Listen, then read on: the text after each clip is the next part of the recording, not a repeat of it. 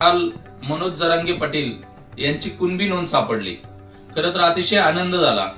कुणबी नोंद सापडली याचा अर्थ आता ते मराठा राहिलेले नाहीत, कुणबी झालेत म्हणजे ओबीसी झालेत। आणि मनोज जरांगे पाटील आता ओबीसीचे सर्वोच्च नेते आम्ही मानणार।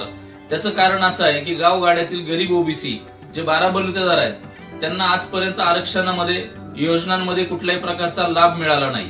किंबहुना ओबीसीच्या आजपर्यंतचे जे नेते आहेत, सर्वोच्च नेते म्हणतात आम्ही 374 जातींचं नेतृत्व करणारे म्हणणारे छगन भुजबळ आजपर्यंत ओबीसीच्या ताटामध्ये 12 बलुतेदारांना काहीच मिळवून दिलं नाही। त्याचं कारण असं आहे की त्यांनी बऱ्याच वेळा ओबीसी 12 बलुतेदार जे मायक्रो ओबीसी आहेत त्यांच्या मागण्यांना किंवा त्यांच्या 12 बलुतेदार महामंडळ असेल, वेगळं उपवर्गीकरण करून आरक्षण असेल, त्याला विरोधच केलेला आहे। त्याच्यामुळे आम्ही आजपासून छगन भुजबळ साहेबांना आम्ही ओबीसीचे नेते मानणार नाही। आमचे ओबीसीचे सर्वोच्च नेते हे मनोज जरांगे असतील। आणि खरं तर मनोज जरांगे हे 12 बलुतेदाराच्या आरक्षण असेल, उपवर्गीकरण करून किंवा त्यांच्या मागण्या असतील, त्यांना काहीतरी मिळालं पाहिजे, त्यांच्यावर अन्याय झालेला आहे ही भूमिका ते कायम घेतात।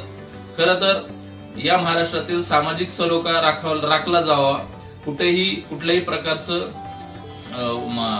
वातावरण बिघडू नये यासाठी आम्ही वेळोवेळी प्रयत्न करतोय। गेले 2 महिने झाले सामाजिक सलोखे परिषद घेतोय आणि त्याच्या माध्यमातून महाराष्ट्रातलं वातावरण शांत करतोय। तिकडे भुजबळ आणि काही नेते असे म्हणजे वेगळ्या प्रकारची वक्तव्य करून वातावरण बिघडवायचा प्रयत्न करतायत आणि आम्ही तो शांत करण्याचा प्रयत्न करतोय। आम्हाला महाराष्ट्र शांत पाहिजे, आम्हाला गावगाड्यातील वातावरण चांगलं पाहिजे, याकरता आमचे